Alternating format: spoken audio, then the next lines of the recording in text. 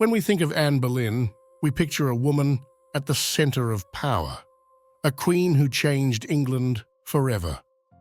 The seductress of Henry VIII, a reformer, a victim. But rarely do we ask, what did Anne Boleyn believe about her own fate? There's one moment, barely known and rarely told, that offers a haunting glimpse into her mindset. It happened years before her coronation, long before the Tower, back when she was still just the king's chosen favorite. It begins with a book. Welcome back to Lemmy History. Today is a short, unscheduled video on a topic that I came across by chance and that I found so interesting that I really wanted to share it. Around the year 1530, Anne Boleyn was already causing waves at the Tudor court. She wasn't queen yet, but she was undeniably powerful. Educated in France, fluent in several languages, and deeply interested in the religious debates sweeping Europe, Anne was no ordinary courtier. Among her closest companions was a young woman named Anne Gainsford, one of her ladies-in-waiting. The two shared more than court gossip. They shared books, especially books that were, let's say, controversial. This is how the story was told later on. One day, Gainsford brought a small volume to Anne's chambers. It was a strange little book, anonymous, printed in Europe, and filled with political commentary, odd symbolism, and prophecy. Anne opened the book. Inside were several illustrations. One of them made her pause. It showed a woman, unmistakably a queen, with her head lying next to her body. The resemblance was close enough that even Anne Gainsford later said, "It looked very much like my mistress."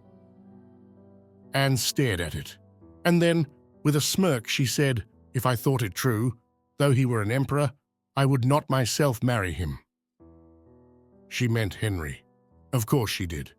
Anne Boleyn had just seen an image that looked uncannily like her own death, and she laughed it off. Not cruelly, not nervously, but knowingly. Because here's what makes that moment extraordinary. She understood the risk. Anne was walking a knife's edge, politically, religiously, and socially.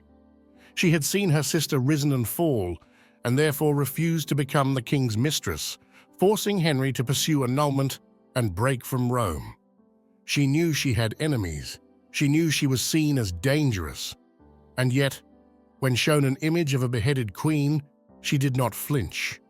That one response, that one sentence, tells us so much about Anne Boleyn.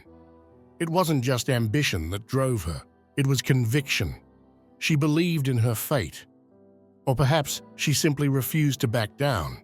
Maybe both. But it's worth remembering, this wasn't just a joke. Books like the one Anne read were dangerous.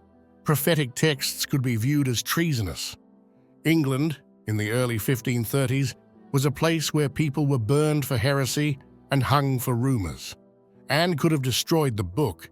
She could have rebuked her maid, reported it to the king, done anything to show her loyalty and fear. She did none of that.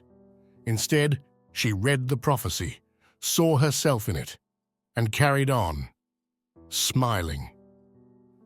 Years later, Anne Gainsford would recall that day in conversation with George Wyatt, a grandson of the poet Sir Thomas Wyatt, who had once been in love with Anne himself.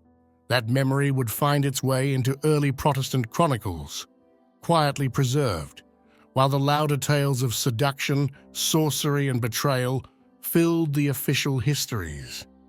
But this small moment, hidden in the footnotes, shows Anne Boleyn not as a manipulative temptress or helpless pawn, but as something else entirely.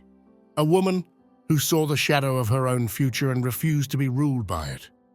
She was brave, not foolishly so, but willfully.